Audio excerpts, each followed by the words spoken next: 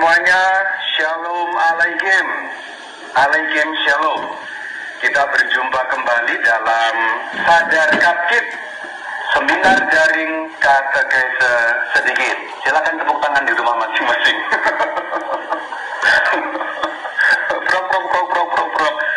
Tema hari ini adalah mengupas dogma Tritunggal.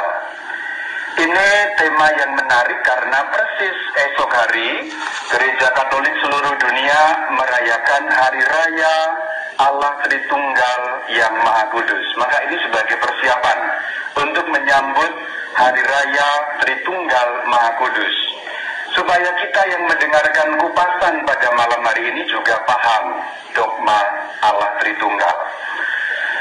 Saya menjanjikan kepada saudara-saudari, ini janji saya, pemaparan pada malam hari ini akan menjadi pemaparan paling jelas dari semua pemaparan yang pernah Anda dengarkan.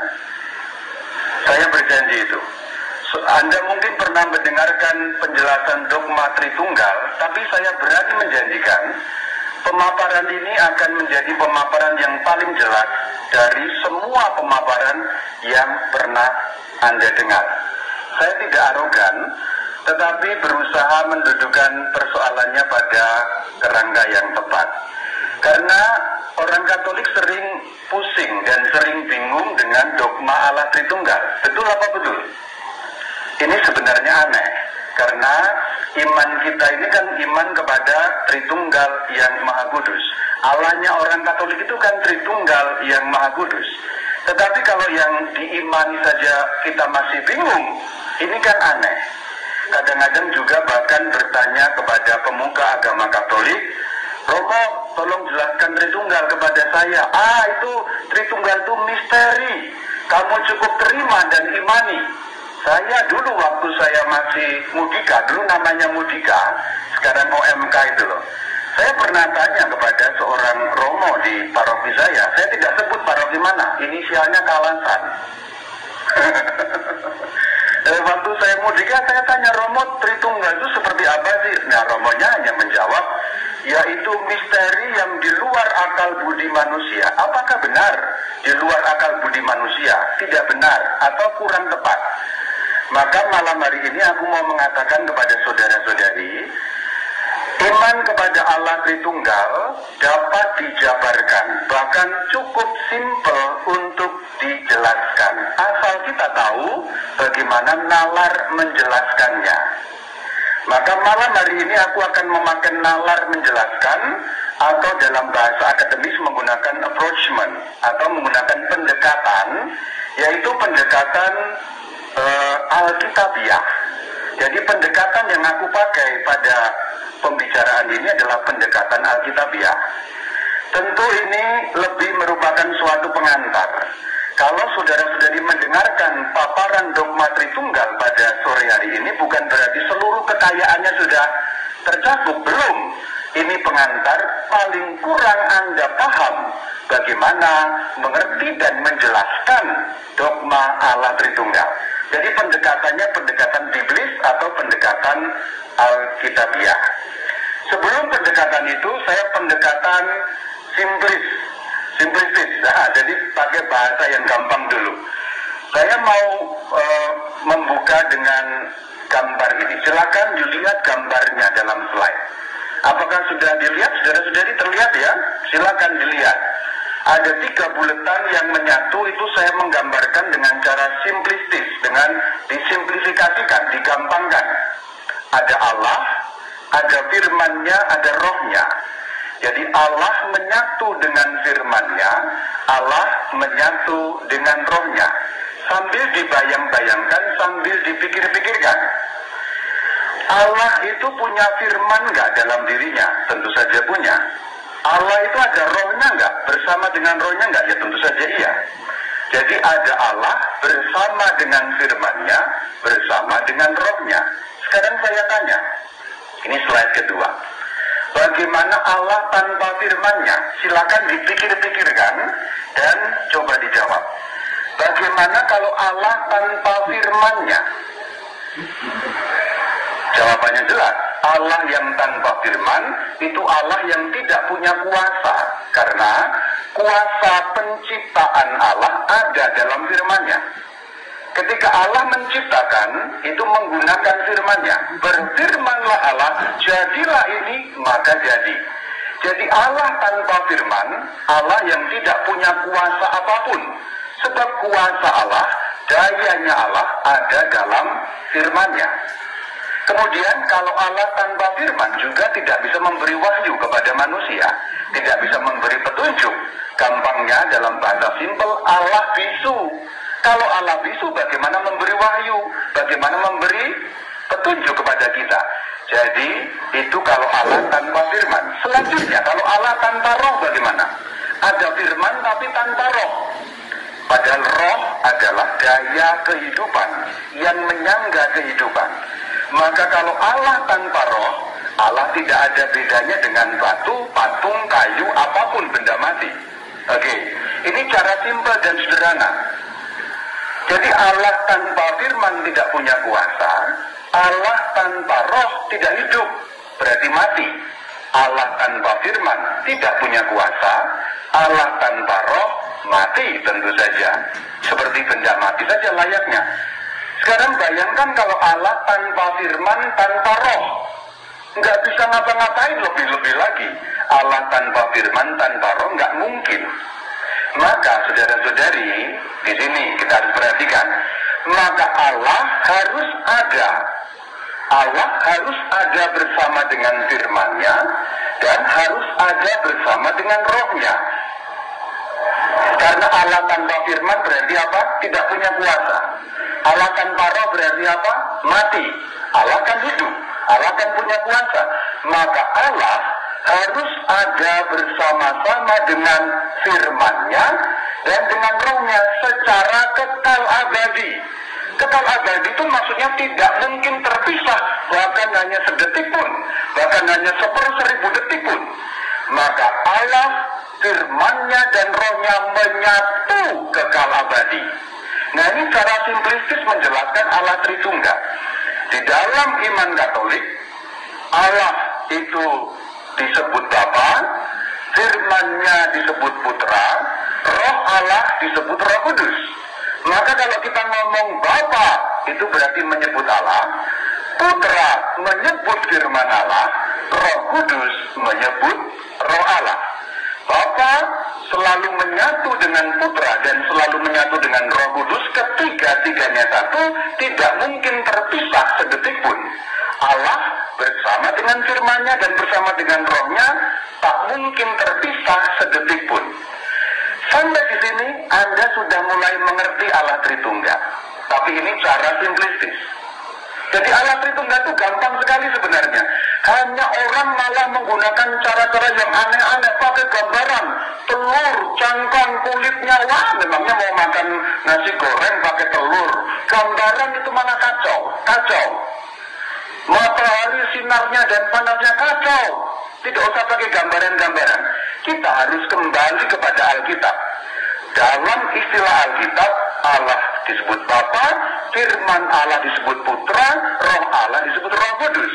Ketiga-tiganya menyatu. Jadi kalau saya berhenti sampai di sini, saudara-saudari, dalam waktu tidak kurang dari 10 menit, Anda sudah manggut-manggut mengerti iman Allah Tritunggal.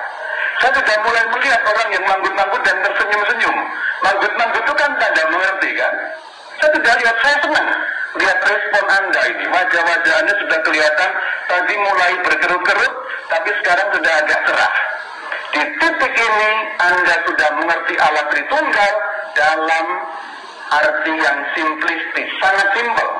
Kalau Anda matikan sekarang Zoom Anda sudah bisa menjelaskan Allah Tritunggal, tapi baru sangat simpel. Kalau pengen tahu landasan Alkitabiahnya, teruskan, jangan matikan Zoom kamu. Tapi kalau cukup sampai di sini, ya sudah, nggak apa-apa. Tapi kalau mau meningkat landasan Alkitabiahnya, ayo kita ikuti lagi. Saya akan pelan-pelan, tapi akan cukup jelas. Sampai di sini clear ya? Inilah iman Allah kepada Allah Tritunggal. Jelas, sangat clear, sangat masuk akal. Jadi Allah yang Esa itu pasti Tritunggal. Allah yang Esa itu pasti ada firman-Nya, pasti ada rohnya. Dalam pandangan kita manusia itu kan kayak tiga, Allah dan firman-Nya dan rohnya. Kayaknya tiga tapi menyatu. Maka tiga yang menyatu, triunitas, tres unitas, bahasa Latinnya, triunitas, trinitas, tiga, satu. Jangan terjebak pada angka, karena orang seringkali terjebak pada rumusan angka, trinitas, tiga kok satu, tiga ya tiga, satu ya satu. Nah, memangnya Allah matematika? Bukan. Kalau penjelasannya pakai Allah, firman-Nya dan rohnya, clear. Ayo sekarang pendaftaran Alkitabiahnya. Perhatikan sekarang, lihat Kejadian 1 ayat 1, 2, dan 3. Ini ayat-ayat pertama dalam Alkitab. Ayat-ayat yang sangat awal. Silakan dibaca-baca lebih dulu. Saya akan bacakan. Pada mulanya Allah menciptakan langit dan bumi. Bumi belum berbentuk dan kosong, gelap gulita menutupi samudera raya, dan roh Allah melayang-layang di atas permukaan air. Berfirmanlah Allah, jadilah terang, lalu terang itu jadi. Perhatikan sekarang, yang khusus saya tebalkan dan saya cetak dengan warna ungu. Perhatikan, ada tiga Allah, roh Allah, dan firman Allah. Ayo, silakan lihat. Silakan lihat. Kejadian 1 ayat 1 sampai 3 secara samar-samar, baru secara samar-samar sudah memberi kita petunjuk mengenai ajaran Allah Tritunggal. Ini kitab yang paling awal dalam Alkitab loh. Kalimat-kalimat awal dalam Alkitab. Allah, roh Allah, firman Allah. Ayat 1 menyebut Allah, pada mulanya Allah. Ayat 2 menyebut roh Allah. Ayat ketiga menyebut firman Allah. Ingat yang tadi itu, Allah bersama dengan firman-Nya, bersama dengan rohnya. Sudah samar-samar. Memang belum terlalu jelas, tetapi sudah ada sedikit petunjuk mengenai iman kepada Allah Tritunggal. Jelas kan? Anda mungkin ribuan kali membaca ayat-ayat ini, tapi baru iya ya. Maka saya menjanjikan, obrolan saya akan paling jelas dari yang pernah Anda dengar. Berikutnya, diamat-amati. Anda mungkin membaca ribuan kali ayat ini, tapi mungkin hari ini baru gitu. Kejadian 1 ayat 26 dan 27 saya bacakan. Berfirmanlah Allah, baiklah kita menjadikan manusia menurut gambar dan rupa kita. Maka Allah menciptakan manusia itu menurut gambarnya dan seterusnya. Perhatikan ayat 26. Kita. Tapi ayat 27-nya dalam arti tunggal. Kita itu tunggal atau jamak? Jamak. Kita yang dimaksud itu apa? Beberapa menafsirkan itu malaikat. Kalau malaikat tidak mungkin, karena kata-kata lanjutannya adalah menurut gambar dan rupa kita. Malaikat itu ciptaan. Manusia tidak mungkin diciptakan menurut gambar dan rupa malaikat, karena malaikat sama-sama ciptaan. Ada yang menafsirkan itu bala tentara surga alias malaikat. Jadi Allah sedang berbicara kepada malaikat, tapi tafsiran itu pasti tidak tepat, karena gambar dan rupa kita. Nah, ini sudah mulai ada sedikit samar-samar gambaran atau petunjuk mengenai iman Allah Tritunggal. Kita yang di situ Allah, firman-Nya dan rohnya. Allah Tritunggal, tetapi masih dalam kalimat yang samar-samar alias belum jelas. Nanti makin kita buka Alkitab lebih jelas lagi. Kejadian 1, 1, 2, 3 tadi sudah samar-samar ada. Kejadian 1, 2, 6, 2, 7 lebih jelas lagi. Kita. Hanya di sini Allah menyebut dirinya kita dalam arti jamak. Ini suatu perwahyuan paling awal mengenai Allah Tritunggal. Sebab kalau tidak Tritunggal selalu akan disebut aku, dalam bentuk tunggal. Menarik sekali kan? Anda mungkin membaca ini dan terlewat. Nah, ini sekarang gue tunjukkan. Yang lebih jelas lagi sekarang dalam perjanjian baru. Matius 28 ayat 19. Yesus berkata, "Karena itu pergilah, jadikanlah semua bangsa muridku dan baptislah mereka dalam nama Bapa dan Putra dan Roh Kudus dan ajarah dan seterusnya." Oh ya, catatan kecil. Sebenarnya terjemahan LAI itu menerjemahkan anak, tetapi saya akan selalu mengubah dengan terjemahan putra. Ada alasannya. Jadi kalau LAI menerjemahkan anak, saya akan langsung mengubah menjadi putra dengan alasan bahwa anak itu masih ambigu, karena ada gender laki-laki, ada gender perempuan. Padahal dalam bahasa aslinya, yaitu dalam bahasa Yunani berbunyi Wios. Terjemahan latinnya Filius. Filius itu laki-laki gendernya. Jadi harus diterjemahkan putra. Maka terjemahan Katolik itu yang lebih tepat. Kalau diterjemahkan anak kurang tepat, karena anak itu masih bernada dua. Ada laki-laki atau perempuan. Jadi yang benar itu memang putra. Maka rumusan liturgi Katolik dalam nama Bapa dan Putra dan Roh Kudus itu benar, karena Pater et Filius. Filius itu anak dalam arti putra. Spiritus Sanctus. Coba kalau dalam nama Bapa dan Anak, aneh sekali. Anak laki-laki apa perempuan? Gitu. Anak laki-laki dalam arti harafiahnya Filius ya. Maka kalau ada terjemahan anak, langsung aku ubah putra, dan terjemahan ini dapat dipertanggungjawabkan.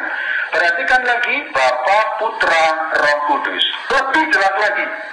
Bahkan di dalam ayat ini, nama Allah Tritunggal, Bapa, Putra, Roh Kudus disebut satu rangkai. Tetapi perhatikan kata nama. Perhatikan nama. Dalam nama, bukan dalam nama-nama. Perhatikan, dalam nama satu,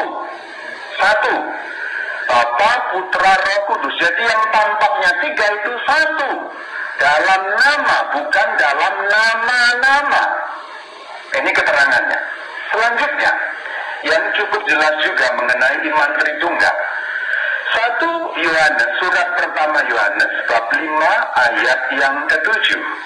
Bunyinya, sebab ada tiga yang memberi kesaksian di dalam surga, Bapa, Firman, dan Roh Kudus. Jelas sekali. Jadi Matius 28 ayat 19 dan surat pertama Yohanes 5 ayat 7 jelas sekali. Saya gabungkan sekarang supaya memperjelas Anda. Perhatikan slide-nya sambil dilihat-lihat, direnung-renungkan, dirasa-rasakan. Saya akan pelan-pelan, tempo bicara juga pelan-pelan, supaya Anda sambil memiliki feeling-feeling rohani, intuisi rohani. Karena ini kerja otak, tapi juga kerja iman untuk memahami dogma Allah Tritunggal. Saya satukan itu ya, dalam satu slide. Saya satukan. Di dalam Matius tadi itu 28:19 dan surat pertama Yohanes 5 ayat 7. Perhatikan, sebelah kiri Bapa, Putra, Roh Kudus. Sebelah kanan Bapa, Firman, Roh Kudus. Bapaknya sama. Putra dan Firman berarti sinonim, menyebut hal yang sama. Roh Kudus sama. Berarti Putra dan Firman itu menyebut hal yang sama. Istilah Putra dalam Injil Matius dan istilah Firman dalam surat pertama Yohanes itu menyebut hal yang sama. Sinonim, hanya kata yang dipakai berbeda. Ini bukti pertama. Itu bisa dipertanggungjawabkan secara alkitabiah, karena ada ayat lain sebagai pendukungnya, saudara-saudari. Nanti saya tunjukkan ayat lain. Ini bukan satu-satunya ayat yang dapat kita lihat bahwa Putra sama dengan Firman, Firman sama dengan Putra. Ini bukan satu-satunya petunjuk. Ada lagi. Kita sekarang masuk dalam bahasan poin yang pertama. Tadi itu pengantar. Sudah lumayan lebih jelas lagi. Ini sudah naik tingkat lagi. Sudah lebih alkitabiah. Kalau saudara matikan Zoom sekarang, lebih jelas. Tapi kalau makin jelas lagi, ayo lanjutkan. Itu promosinya bagus ya, tapi sudah jelas, meningkat lebih jelas. Kalau mau lebih jelas lagi, ayo lanjutkan. Jadi orang pengen terus. Sekarang Allah Sang Bapa. Allah itu Esa. Dalam iman Katolik, dalam iman Kristen, yang mewarisi iman Yahudi. Kita harus ingat, iman Kristen itu sebagian imannya adalah imannya agama Yahudi.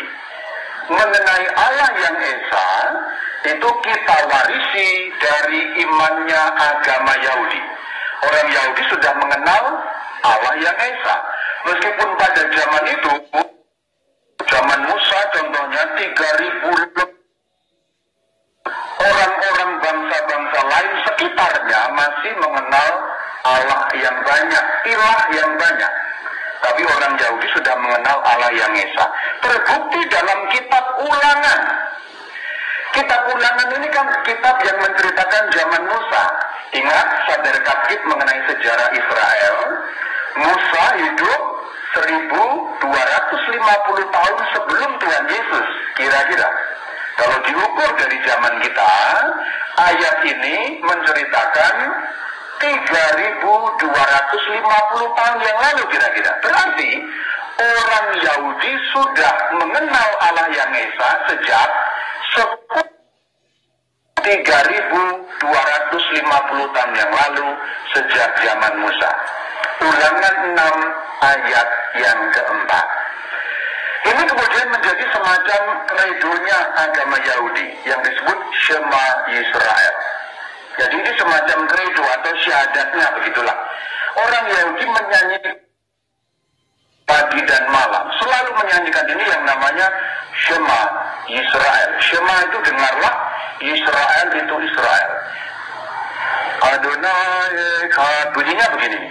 Shema Yisrael, Adonai Eloheinu, Adonai Echad. Jadi ayat itu kalau dibaca dalam bahasa Ibrani itu lagunya begitu. Shema Yisrael, Adonai Eloheinu, Adonai Echad. Nah, Echad itu Esa. Shema, dengarlah. Yisrael, Israel. Adonai Tuhan, Eloheinu Allah kita. Adonai Echad, Tuhan itu Esa. Jadi ini jelas dari ayat ini. Maka iman ini pun juga menjadi imannya orang Kristen yang satu, kudus, Katolik, dan Apostolik. Selanjutnya, sekarang perjanjian baru. Tadi saya kutip perjanjian lama untuk menunjukkan bahwa iman itu kita warisi. Jadi bukan nyontek tapi mewarisi iman yang sama. Beberapa segi antara agama Kristen dan agama Yahudi itu kan ada yang sama.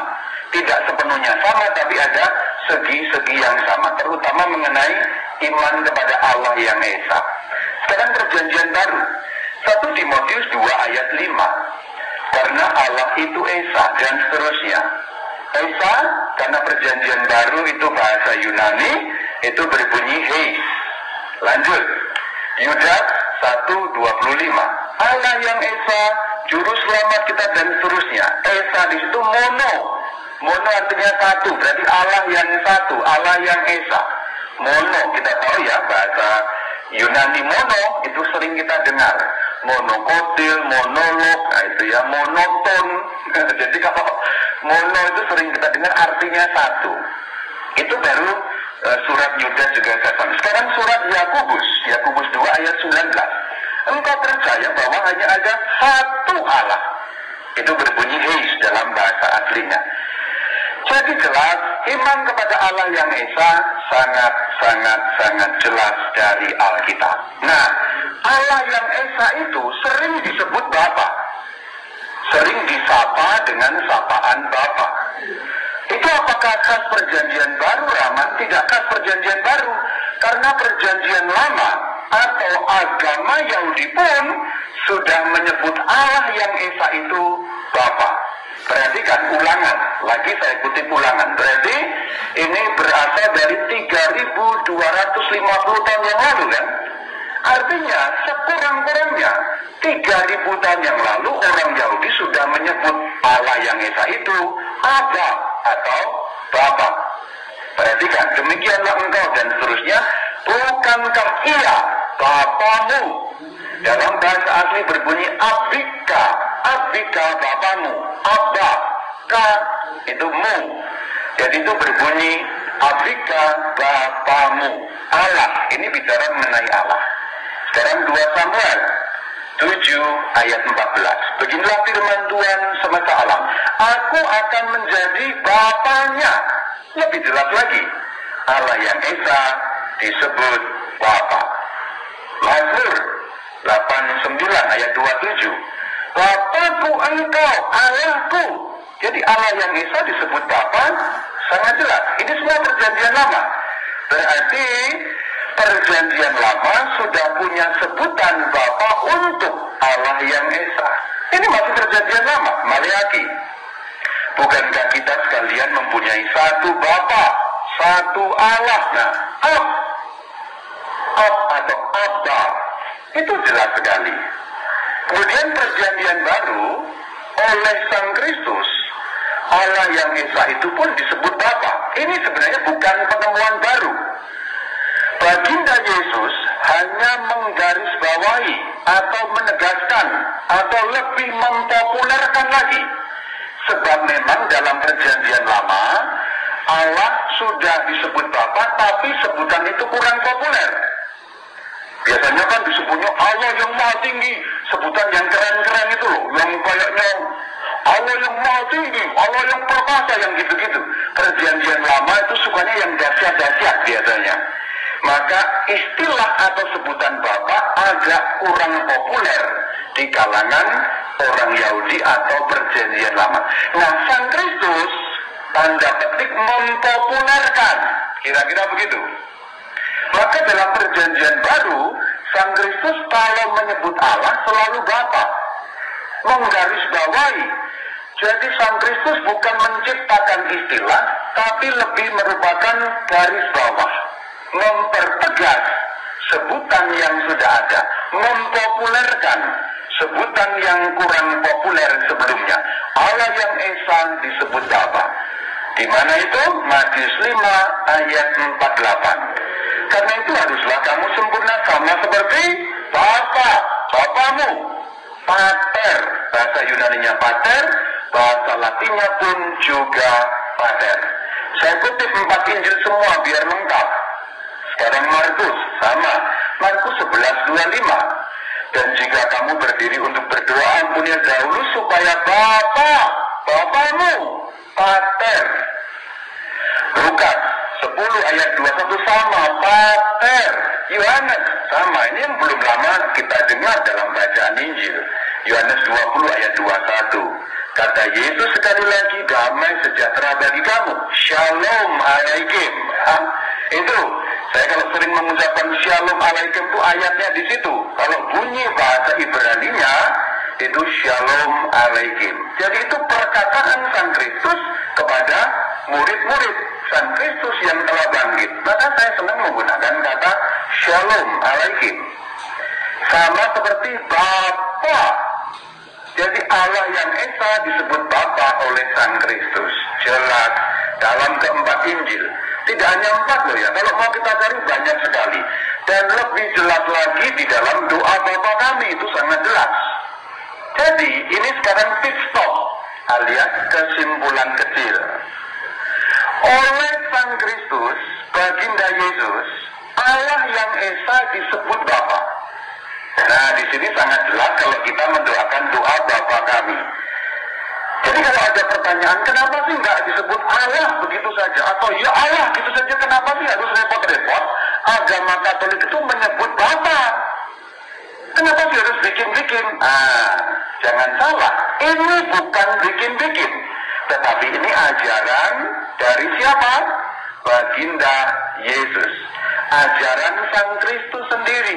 Karena Sang Kristus mengajarkan demikian, murid-muridnya termasuk kita hari ini pun menyebut demikian. Karena Sang Kristus menyebut Allah yang Esa itu Bapa, maka Iman Katolik juga menyebut Allah itu Bapa. Jadi bukan ngarang. Kalau iman Katolik menyebut Allah Esa itu Bapa, bukan karangan sendiri, tetapi mengikuti ajaran Sang Kristus. Sang Kristus menggarisbawahi ajaran Perjanjian Lama. Bercandanya begini, ini bercanda loh, jangan dianggap serius. Ya dulu diajarkannya nyebutnya Bapak, seandainya nyebutnya Tante, ya kita sekarang nyebutnya Tante gitu. Atau Pak D, ya Pak D. Ini bercanda loh ya. Coba bayangkan kalau dulu Yesus Kristus ngajari nyebut Allah yang Esa itu ya Pak D gitu. Lucu juga loh. Marilah kita berdoa. Ya Pak D yang maha kuasa. Tapi ini bercandaan loh ya, jangan dicatat serius gitu. Atau kalau seandainya dulu ngajarin nyebut Tante, ya Tante, ya kita sekarang juga ya Tante juga. Marilah kita berdoa. Ya Tante. Pendek kata, istilah atau sebutan Bapa bukan karangan Gereja Katolik, tetapi diajarkan oleh Sang Kristus. Clear ya? Pit stop pertama atau kesimpulan kecil pertama sudah lebih jelas lagi. Maka kalau kita ngomong tentang Bapa jelas, oleh Sang Kristus, Allah yang Esa disebut Bapa. Jadi istilah atau sebutan Bapa itu maksudnya apa? Allah yang Esa. Allah yang satu-satunya itu sebutannya Bapa. Jadi kalau kita ngomong ya Allah yang Maha Esa, itu kalau mau singkat ya Bapa gitu. Itu sebutan untuk menyebut Allah yang Esa. Siapa yang ngajari? Sang Kristus, baginda kita. Clear ya? Maka pembahasan tentang Bapa kurang lebih beres sampai di kesimpulan kecil ini. Anda sudah mulai lebih paham lagi, sudah mulai lebih meningkat lagi pemahamannya. Ingat baik-baik, saya ulang supaya makin nancep lagi. Istilah Bapa bukan karangan Gereja Katolik, tetapi ajaran langsung Sang Kristus Tuhan kita. Jelas dalam doa, Bapa kami yang ada di surga, bukan tante kami yang ada di surga, bukan om kami yang ada di surga, bukan Pak D kami yang ada di surga, bukan engkong kami yang ada di surga, tapi Bapa. Jelas. Klik untuk sebutan Sang Bapa, Allah yang Esa. Saya sudah melihat beberapa orang senyum-senyum dan manggut-manggut. Apakah ada yang manggut-manggut karena ngantuk? Semoga tidak, saudara-saudari. Lanjut ya, poin yang kedua. Firman Sang Putra. Tadi perhatikan yang kotak-kotak tadi itu ya. Firman Sang Putra. Jadi Putra dan Firman itu menyebut perihal yang sama. Yang tadi itu. Sekarang lihat slide gitu ya. Putra, Firman, Firman, Putra. Jadi ini pembahasan poin yang kedua. Sudah mulai jelas sedikit ya. Firman atau Sang Putra. Ini ayat kuncinya untuk memahami di Yohanes bagian awal. Jadi jangan ngantuk, jangan ke belakang dulu. Kalau yang kebelet tipis ditahan dulu, perhatikan bagian ini karena ini ayat kunci. Yang kebelet kentut tahan dulu kentutnya. Perhatikan ayat kunci Yohanes 1, ayat 1 dan 2. Sebenarnya sampai ketiga. Lihat baik-baik, baca pelan-pelan, pahami pelan-pelan. Saya akan bacakan. Pada mulanya adalah Firman. Firman itu bersama-sama dengan Allah, dan Firman itu adalah Allah. Ia, maksudnya ia dalam ayat 2 ini Firman. Ia, Firman, pada mulanya bersama-sama dengan Allah. Ayo, dikupas pelan-pelan. Dipelototin, nggak usah melotot, dilihat baik-baik, saya akan membantu saudara. Pada mulanya ini menunjuk kekal sampai kekal. Jadi pada mulanya dalam arti tidak berawal. Kata yang dipakai dalam Injil Yohanes persis kata yang dipakai dalam kitab Kejadian. Kitab Kejadian, kalau dalam bunyi bahasa Ibrani, Bereshit bara Elohim. Nah itu bunyinya begitu. Bereshit, Bereshit kalau bahasa Ibrani. Tapi dalam terjemahan Yunani berbunyi in arche. Nah, ayat Yohanes 1 ayat 1 itu juga in arche. Maksudnya tanpa awal, tanpa akhir. Kekal sampai kekal. In arche in logos. Nah itu bunyi kalimat dalam bahasa Yunani. Ayat 2, firman pada mulanya in arche, kekal sampai kekal. Firman bersama-sama dengan Allah. Seperti keteranganku di awal tadi itu loh. Jadi Allah pasti bersama-sama dengan firman-Nya, tidak mungkin tidak. Allah dengan firman-Nya bersama-sama kekal. Ayat 2, itu sedikit penjelasannya. Nanti masih akan diulas, sekarang nyambung ke ayat 3. Ayat 3 ini kalimat kunci untuk menjelaskan mengenai putra alias firman. Lihat baik-baik. Segala sesuatu dijadikan oleh Dia. Dianya siapa? Kalau kita lihat ayat 2, Dianya itu firman. Jadi Dianya itu firman. Segala sesuatu dijadikan oleh firman.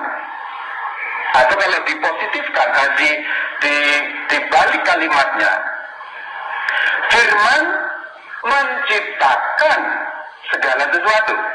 Kan begitu. Firman menjadikan itu menciptakan, kreasio, menciptakan. Jadi segala sesuatu apapun, apa saja di dunia ini semua, apa saja segala sesuatu diciptakan oleh firman. Jadi yang menciptakan semua ini adalah Sang Firman. Ayat ini kunci untuk memahami. Karena orang sering kacau cara berpikirnya. Nah ini saya akan mengurai seperti yang sering saya bilang, mengupas bawang. Ya, mengupas bawang. Ayat 3. Sang Firman menciptakan segala sesuatu. Firman Allah itulah yang menciptakan. Jadi kalau ada pertanyaan, siapa yang menciptakan segala sesuatu? Dalam arti ketat, yang menciptakan itu firman Allah. Dalam arti ketat. Jadi yang menciptakan segala sesuatu dalam arti ketat itu adalah firman Allah. Segala sesuatu bisa ada dan bisa terjadi karena ada firman yang menjadikannya. Rujukannya ke kitab Kejadian, berfirmanlah Allah. Bayangkan sebaliknya, kalau Allah tidak berfirman, ada yang tercipta enggak?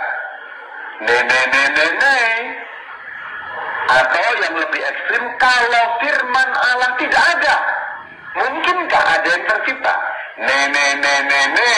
Kalau orang company bilang tidak.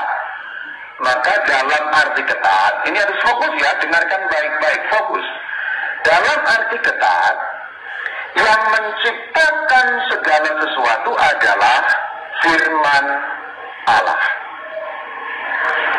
Orang kan sering mengatakan, yang menciptakan itu Allah. Ya itu betul, tetapi lebih khusus, spesifik, atau lebih ketat, firman Allah. Itu yang lebih tepat lagi. Mengatakan bahwa yang menciptakan Allah itu ya benar, karena ayat 2 firman itu bersama-sama dengan Allah, ada nalarnya gitu loh. Dalam arti yang lebih luas, segala sesuatu diciptakan oleh Allah, tapi dalam arti yang lebih sempit, dalam arti yang lebih khusus, ketat, segala sesuatu diciptakan oleh siapa? Firman Allah.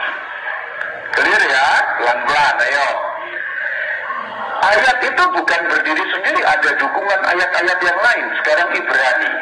Saya mulai membaca dari Ibrani 1 ayat 1.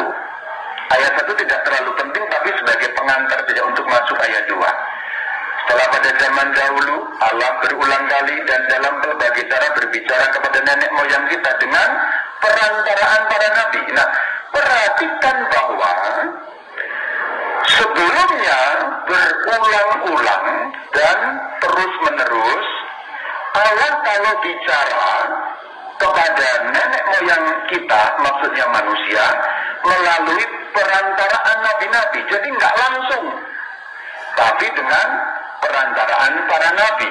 Itu jelas dalam ayat 1. Namun, ayat 2, silakan sambil dilihat-lihat, pelan-pelan ya, sambil mikir, aktifkan pikiran, tapi juga sambil aktifkan intuisi iman. Karena ini harus dipahami dengan pikiran yang jernih dan juga intuisi iman. Sudah ya ayat 2 ya, bunyinya. Maka pada zaman akhir ini ianya siapa? Allah telah berbicara kepada kita dengan perantaraan putranya yang telah ia Allah tetapkan sebagai yang berhak menerima segala yang ada. Oleh dia, dia yang di situ siapa? Putra alias firman Allah. Kata ganti ini harus jeli kita amati, sebab kata ganti kalau kita tidak jeli bisa kebingungan mengartikan. Saya memberi kurung-kurung itu untuk memberikan keterangan supaya Anda jelas mengenai artinya. Maka pada zaman akhir ini artinya Allah. Pada zaman akhir ini Allah telah berbicara kepada kita dengan perantaraan putranya, sinonim dengan firman. Jadi bisa dirumuskan, Allah berbicara kepada kita dengan perantaraan firman-Nya, ya. Dan seterusnya, kalimat terakhir, oleh dianya siapa? Putra sinonim firman. Oleh dia Allah telah menjadikan alam semesta. Atau kalau dalam teks Yunaninya berbunyi sebenarnya, putra telah menjadikan alam semesta. Terjemahan bahasa Indonesia malah justru agak mengaburkan. Secara literal, teks Yunaninya berbunyi, dia telah menjadikan alam semesta. Tapi dia yang dimaksud putra. Putra itu siapa? Firman Allah. Jadi ayat dalam Yohanes tadi, bahwa yang menciptakan segala sesuatu adalah firman Allah, ada dukungan ayatnya dalam Ibrani 1 ayat 2. Jelas. Sekarang saya gabungkan. Lihat. Sambil diamat-amati, dilihat-lihat, saya beri kurung itu loh. Lihatlah yang saya beri kurung, diamat-amati. Yohanes 1 ayat 3. Yohanes 1 ayat 3. Simak. Segala sesuatu dijadikan oleh dia. Dianya siapa? Firman.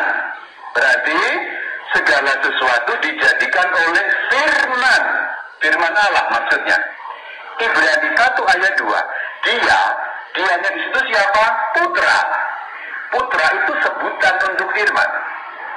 Itu menggarisbawahi persis sama. Putra telah menjadikan alam semesta. Jadi yang menciptakan alam semesta, yang menjadikan segala sesuatu itu siapa?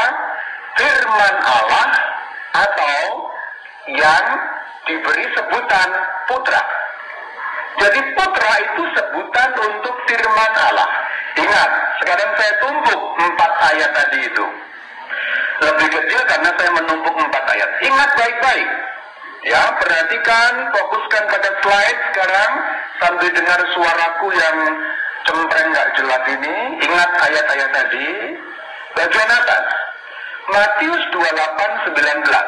Bapa, Putra, Roh Kudus. 1 Yohanes 5 ayat 7. Bapa, Firman, Roh Kudus. Maka jelas putra sama dengan firman, firman sama dengan putra. Lebih diperjelas lagi, sandingkan Yohanes 1 ayat 3 dan Ibrani 1 ayat 2. Firman menjadikan segala sesuatu, firman menjadikan alam semesta. Clear ya?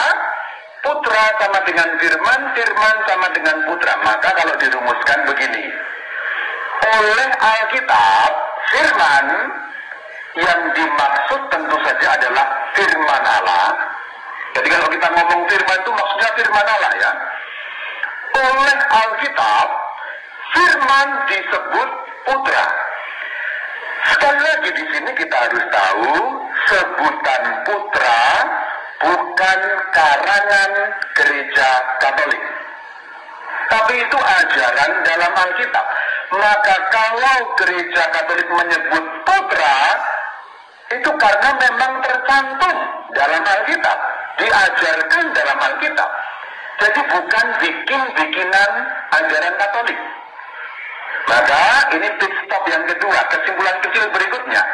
Oleh Alkitab, firman, selalu kalau saya menyebut firman dalam obrolan ini, dalam arti firman Allah ya, oleh Alkitab firman disebut putra. Jadi sebutan putra karena Alkitab mengajarkan demikian. Alkitab itu kan wahyu Allah, berarti Allah mewahyukan demikian, begitu loh. Kalau Alkitab sebagai wahyu Allah menyebut demikian, berarti Allah ingin sebutan itu kita pakai. Maka gereja Katolik kan memakai dalam nama Bapa dan Putra, kan begitu. Bapa diajarkan oleh Sang Kristus, Putra sebutannya diajarkan oleh Alkitab. Tidak satupun sebutan itu ngarang atau bikin sendiri atau rekayasa. Maka kalau kita menyebut Bapa dan Putra, sekarang perhatikan ini kesimpulan selanjutnya lagi, pit stop. Itu sebenarnya kalau kita menyebut Bapa, itu kita menyebut Allah. Putra menyebut firman-Nya Allah. Bapa menyebut Allah, pribadi Allah itu. Kalau menyebut Putra, firman-Nya Allah.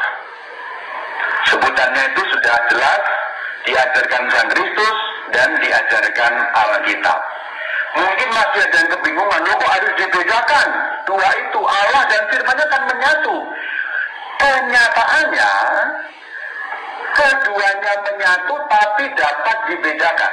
Sekarang saya pakai analogi, nggak usah ngomongin Allah dulu yang nggak kelihatan, ngomongin yang kelihatan saja. Rama, Bayu.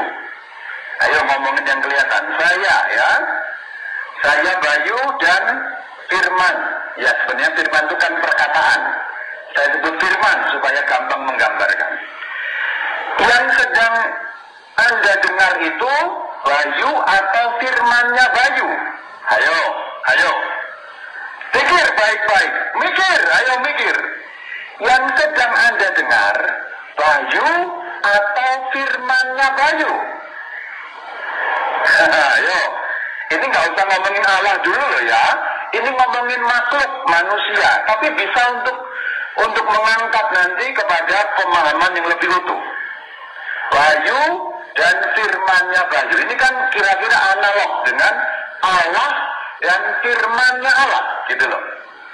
Sekarang Bayu dulu, nggak usah Allah dulu. Ayo sambil mikir-mikir. Nah, tadi yang lembut-lembut sudah mulai mengkerut sekarang.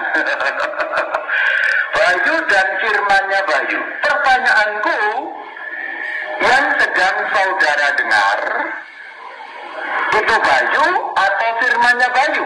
Anda mendengar Bayu atau mendengar firman-Nya Bayu? Ayo. Tentu saja kalau Anda menjawab firman-Nya Bayu itu benar. Dalam arti ketat, yang Anda dengar adalah firman saya. Anda mengatakan, saya mendengar firman-Nya Bayu, betul. Dalam arti ketat memang itu. Tapi mengatakan saya mendengarkan Bayu juga betul. Bayu dan firman-Nya Bayu menyatu tak terpisahkan. Tetapi bisa dibedakan. Yang Anda dengar, yang saudara ketahui adalah firman-Nya Bayu. Bayunya ada di sini, ada di Pantura sini, di Indramayu sini. Yang sampai kepada Anda, firman-Nya Bayu. Tapi Anda mendengar firman-Nya Bayu, itu mendengar Bayu. Lebih jelas? Mendengar firman-Nya Allah itu mendengar Allah, gitu loh. Kayaknya membingungkan, tapi ini clear. Bayu dan firman-Nya Bayu menyatu, tetapi bisa dibedakan. Demikian juga Allah dan firman-Nya Allah menyatu, tapi bisa dibedakan. Bukan terpisah, bisa dibedakan. Dalam pandangan kita manusia seperti ada dua, Bayu dan firman-Nya Bayu, Allah dan firman-Nya Allah. Ada setengah yang manggut, ada setengah yang menggerut. Nggak apa-apa, kita lanjut. Tetapi ini digarisbawahi stop selanjutnya, kalimat simpel, oleh Sang Kristus Allah yang Esa disebut Bapa. Oleh Alkitab, firman, maksudnya firman-Nya Allah, disebut Putra. Maka kalau menyebut Bapa, maksudnya Allah, menyebut Putra, maksudnya firman. Kenapa sebutan dipakai? Karena diajarkan demikian oleh Sang Kristus dan tertulis jelas dalam Alkitab. Oke, big stop. Sekarang Yesus ada di mana? Kita kan baru ngomongin Allah dan firman-Nya. Mungkin kalau ngomongin Allah dan firman-Nya cukup jelas. Tapi kalau ngomongin Yesus, orang belum langsung jelas. Siap-siap. Sekarang yang tipis-tipis dulu. Kalau yang sudah mulai pusing boleh keluar dari Zoom. Kalau belum pusing, ayo lanjut sama-sama. Ini makin menarik sebenarnya.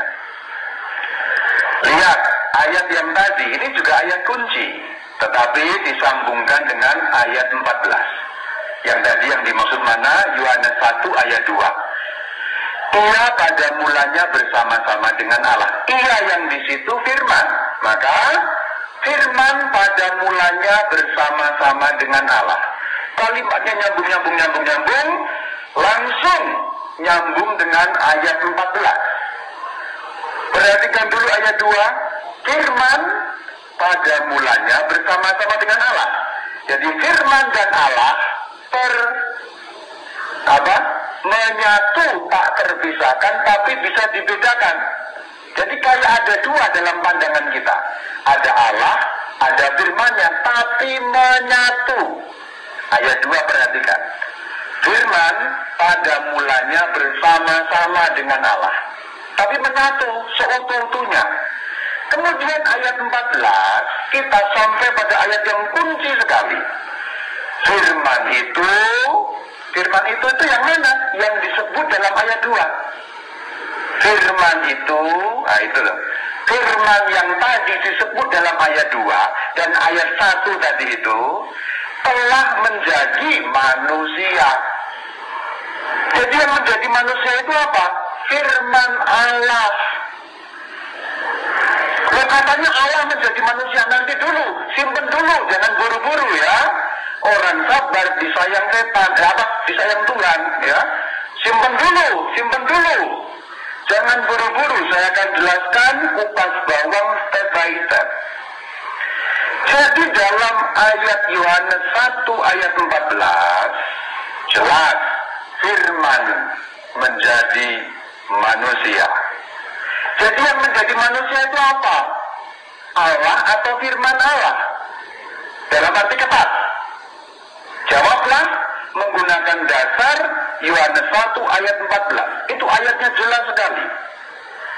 Dalam bahasa Yunani berbunyi logos sarx egeneto. Logos sarx egeneto, firman menjadi manusia. Atau dalam harafiah menjadi daging, tapi daging dalam arti manusia. Jadi yang menjadi manusia itu apa? Firman Allah. Ingat, dalam arti ketat, yang menjadi manusia adalah firman Allah. Maka rumusan Allah menjadi manusia itu rumusan nanti berikutnya. Jangan dalam bahasa Jermannya ujuk-ujuk, jangan ujuk-ujuk. Orang sering kacau berpikirnya, Allah ya Allah, jadi manusia. Karena langsung kesimpulan. Nanti dulu, step by step, langkah demi langkah, baru sampai pada kesimpulan. Simpan dulu, Yohanes 1 ayat 14, firman menjadi manusia. Pertanyaanku, Romo diulang-ulang nggak apa-apa. Saya tuh senang mengulang-ulang supaya nangkep di pikiran. Yang menjadi manusia itu siapa? Allah atau firman-Nya? Dalam arti ketat, yang menjadi manusia adalah firman Allah, sang firman.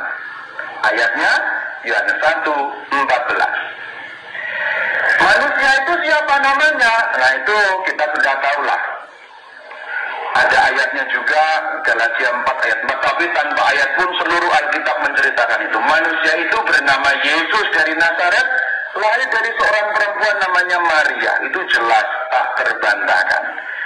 Jadi ayat 14 Injil Yohanes bab 1 tadi, Firman itu telah menjadi manusia yang bernama Yesus dari Nazaret. Nah, itu loh keterangannya, tafsirannya. Firman itu telah menjadi manusia yang bernama Yesus dari Nazaret yang dilahirkan oleh perawan Maria. Kan begitu pengertiannya dari ayat itu. Yang menjadi manusia itu Allah atau Firman? Ayo tak tanya lagi. Yang menjadi manusia Firman. Manusia itu bernama Yesus dari Nazaret. Nah, ingat di sini ya. Silakan lihat. Ingat lagi. Silakan lihat. Sambil dilihat-lihat, sambil mikir pikirannya, semoga belum panas pikiranmu, sambil hati dengan intuisi iman merasa-rasakan. Lihat slide, jangan lihat tampan wajah saya.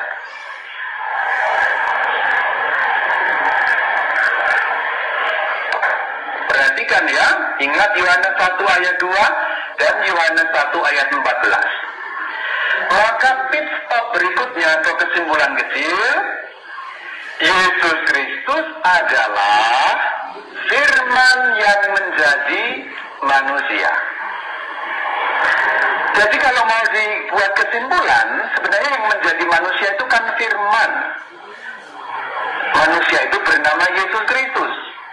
Jadi Yesus Kristus adalah Firman yang menjadi manusia.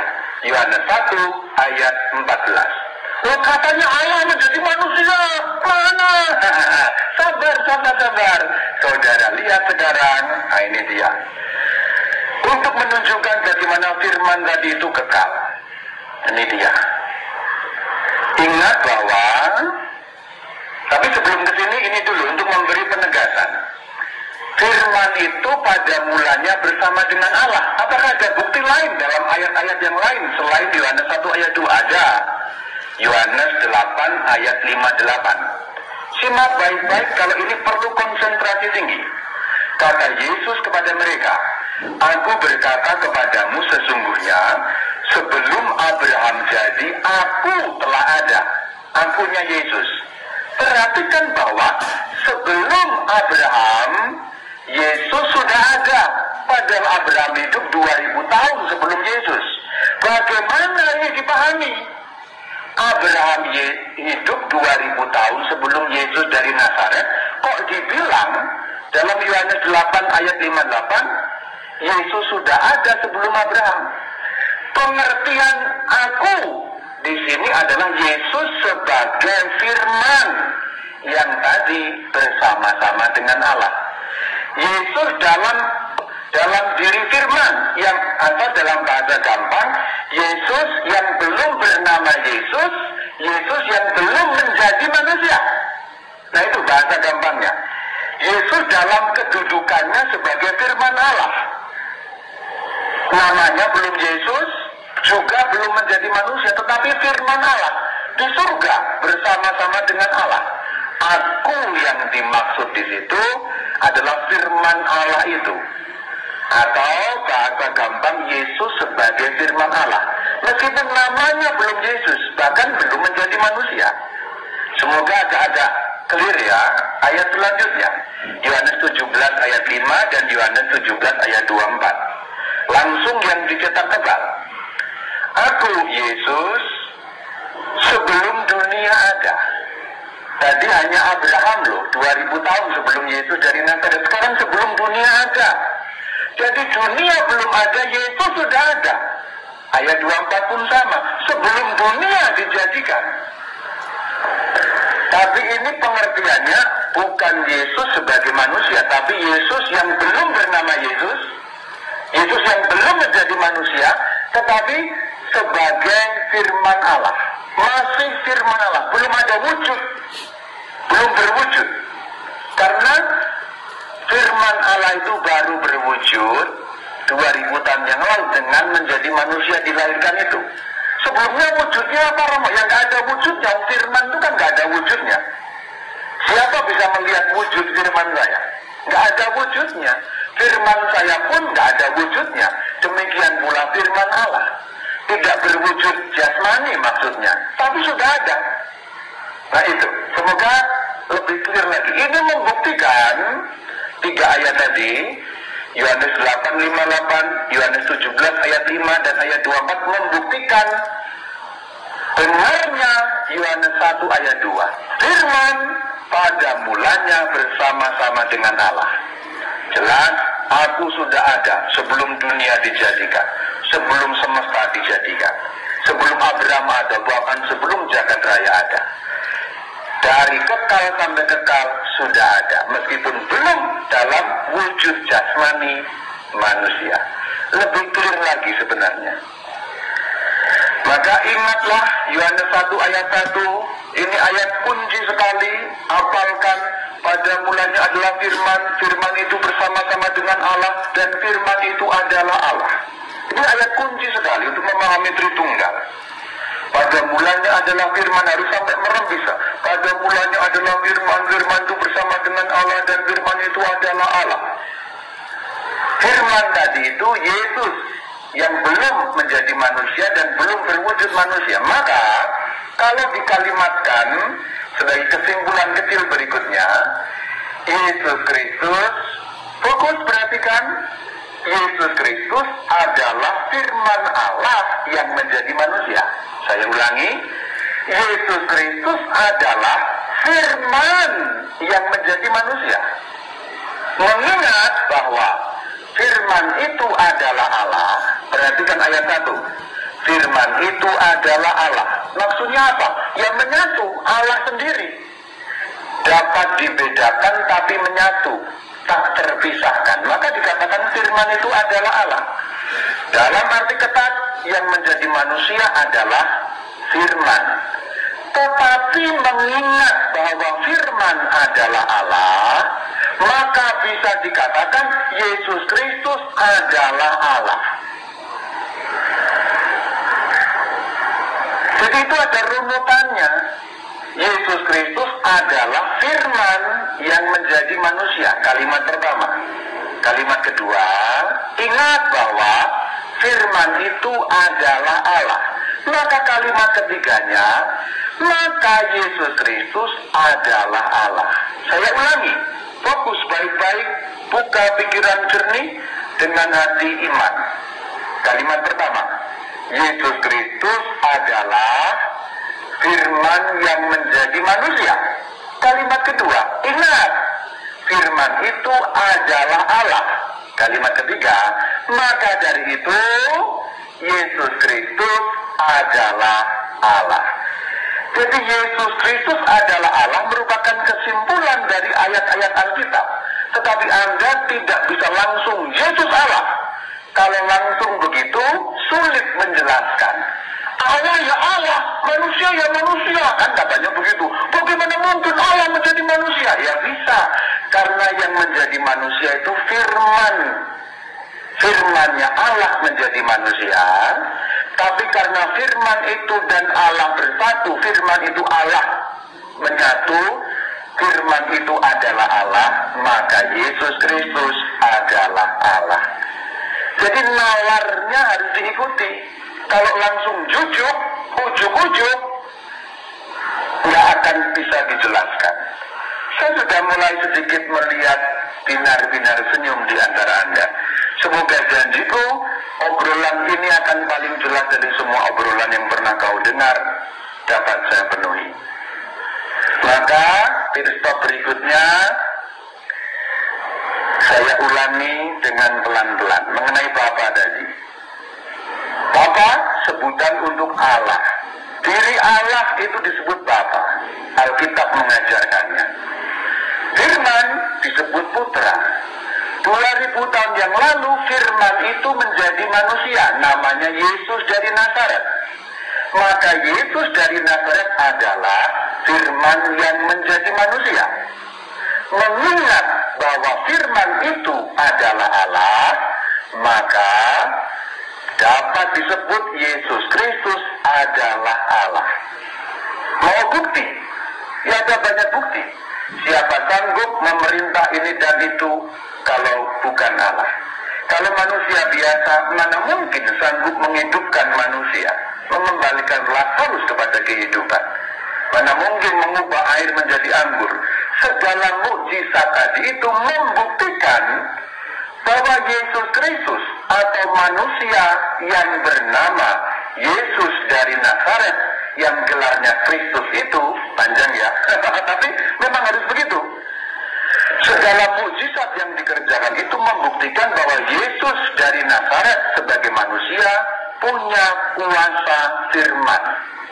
Seperti penciptaan, jadi maka jadi, hidup maka hidup, maka dana yang bergejolak, diam maka diam, setan pergi maka pergi, apapun yang dikehendaki jadi.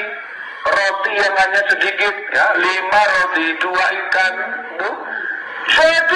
jadi karena apa? Firman Allah sendiri, kuasa penciptaan. Sampai di sini kita sudah mengurai 2. Bapa sudah kita urai, kemudian Putra sudah kita urai, termasuk di dalamnya posisi Yesus itu di mana.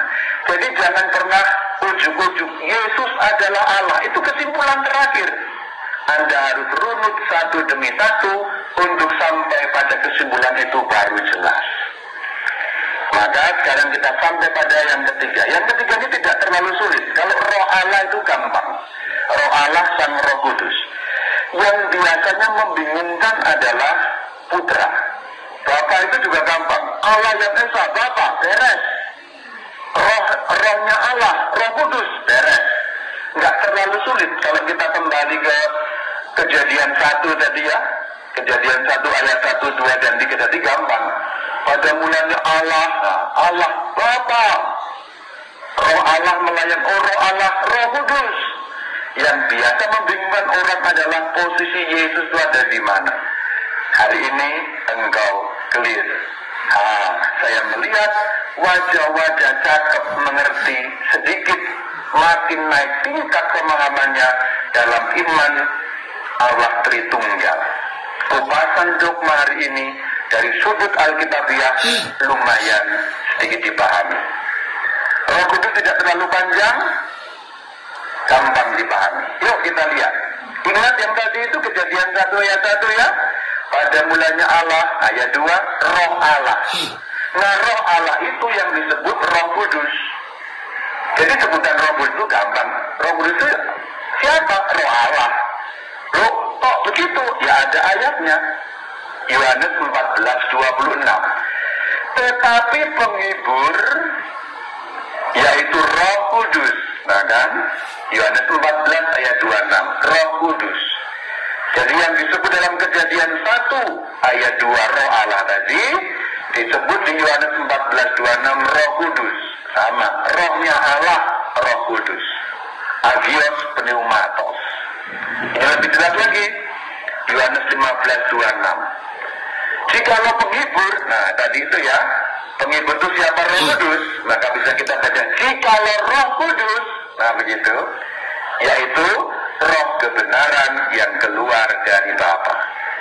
Maka untuk Roh Kudus saya nggak berpanjang-panjang karena cukup mudah dipahami. Maka oleh Alkitab Roh Allah disebut Roh Kudus. Maka istilah Roh Kudus pun bukan bikin-bikinan. Jadi bukan rekayasa gereja Katolik yang menamai, tidak. Itu diwahyukan, tertulis dalam Alkitab. Sangat jelas dalam Yohanes 14:26 tadi, Roh Kudus.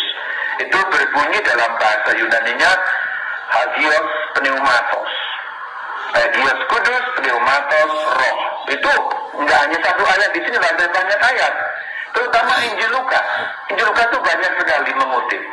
Saya sengaja tidak kutip Injil Lukas, tapi Injil yang jarang menyebut kata Roh Kudus, Yohanes, itu jarang. Injil Lukas dan Kisah Para Rasul itu bertebaran di mana-mana. Kalau saudara baca Kisah Para Rasul, itu bertebaran kata Roh Kudus. Saya sengaja kutip yang jarang dikutip untuk menegaskan ini istilah memang betul, bukan karangan gereja Katolik. Stop selanjutnya, oleh Alkitab, rohnya Allah, Roh Allah Roh Maha Suci tadi disebut Roh Kudus. Gereja hanya mengikuti wahyu ini. Kemudian kita gabungkan ikhtisarnya ya, sekarang ikhtisar atau ringkasan sumarium. Tadi kan ada pit-stop kecil, kesimpulan-kesimpulan kecil kita satukan. Silakan pandangi, lihat baik-baik, sambil dipikir-pikirkan dengan pikiran yang jernih, sambil menarik nafas. Kalau tadi kulihat banyak yang menahan nafas, ayo ditarik dulu nafasnya. Dengan iman dan intuisi iman, tapi juga dengan pikiran, juga dengan fides querens intellectum.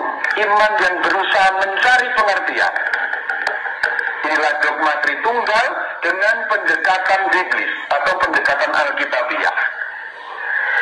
Saya sampaikan ikhtisarnya. Sebutan Bapa, Putra, dan Roh Kudus jelas bukan karangan Gereja Katolik. Gereja Katolik hanya menggunakan persis seperti yang diwahyukan.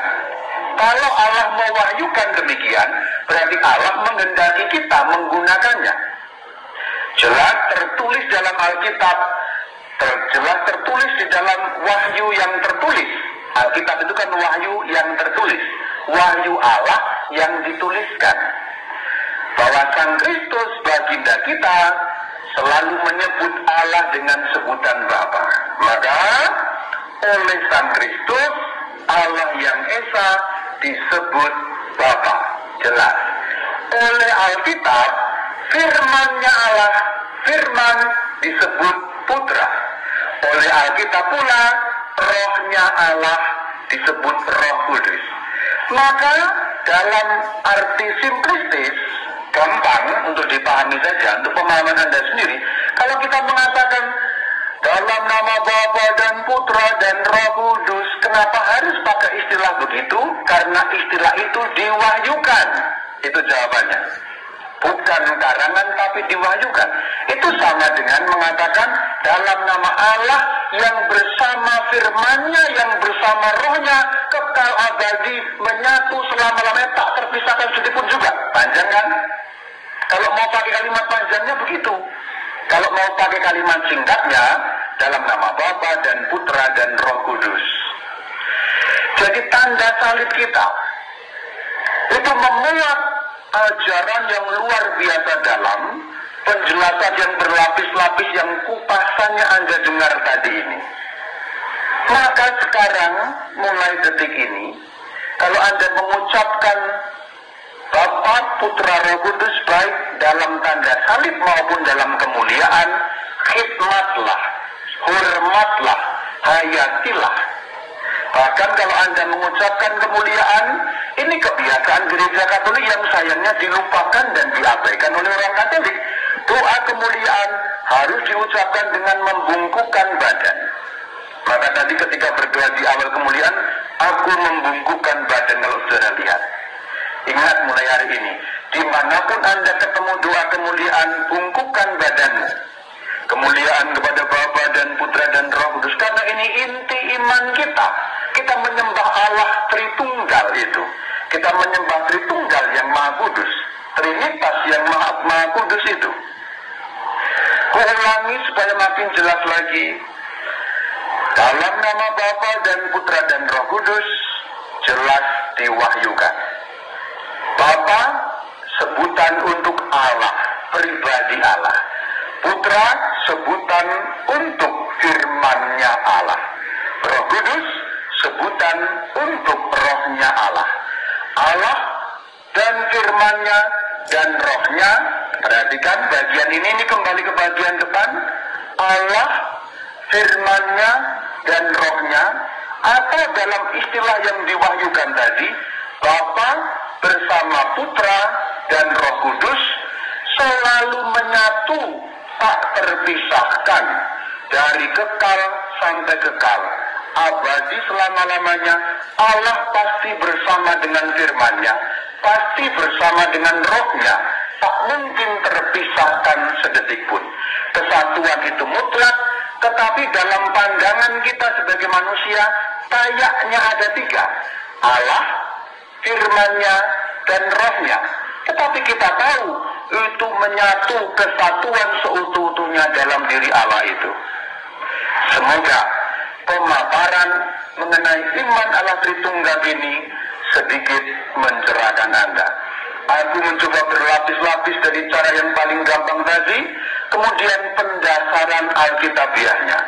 Siapa bilang iman atau dogma Trinitas atau dogma Allah Tritunggal tidak bisa dijelaskan. Jadi kalau suatu kali ada yang mengatakan kepada Anda, Tritunggal itu nggak bisa dipahami akal, orang itu bohong atau nggak paham tentang imannya sendiri. Karena dogma Tritunggal bisa dijelaskan dengan simpel. Penjelasanku semoga cukup simpel dengan menggunakan pendekatan Alkitabiah. Clear bukan saudara-saudari? Namun ada catatannya. Ini merupakan semacam pengantar saja. Jangan menganggap ini sudah sepenuh-penuhnya kekayaan makna dikupas. Belum. Paling kurang tujuanku adalah saudara tidak bingung lagi dengan imanmu sendiri. Mulai hari ini saudara yakin iman Tritunggal, dogma Tritunggal itu masuk akal semasuk-masuknya. Kalau mau dikaitkan dengan tetangga sebelah, tentu tidak untuk menyinggung, tetapi untuk mencari paralelnya. Allah yang Esa itu pasti Tritunggal. Allah yang Esa bahkan harus Tritunggal. Allah yang Esa pasti Tritunggal. Allah yang Esa harus Tritunggal. Kalau ditanya, Allah punya firman nggak? Punya. Berarti kan kayak dua. Allah dan firmannya. Allah punya roh nggak? Punya. Nah kayak tiga kan? Jadi Allah harus bersama dengan firman-Nya, harus bersama dengan rohnya. Hanya saja di dalam iman Katolik ketiga-tiganya diberi istilah masing-masing. Allah itu Bapa, firman-Nya itu Putra, rohnya itu Roh Kudus. Hanya dinamai gitu loh, diberi istilah. Dan istilahnya pun bukan buatan orang, tetapi diwahyukan dari Allah sendiri. Kita mengakhiri dengan menundukkan kepala dan bersyukur atas pemahaman baru. Semoga clear, semoga jelas, dan semoga engkau bisa nah kalau itu berarti jelas. Mari bersama denganku menundukkan kepala, karena ini dogma Tritunggal ini bukan main-main. Ini kita juga inti iman. Maka tundukkan kepala, pejamkan mata, bersama-sama kita mengucapkan doa kemuliaan. Kemuliaan kepada Bapa dan Putra dan Roh Kudus, seperti pada permulaan, sekarang, selalu, dan sepanjang segala abad. Shalom Alaikum. Alaikum Shalom.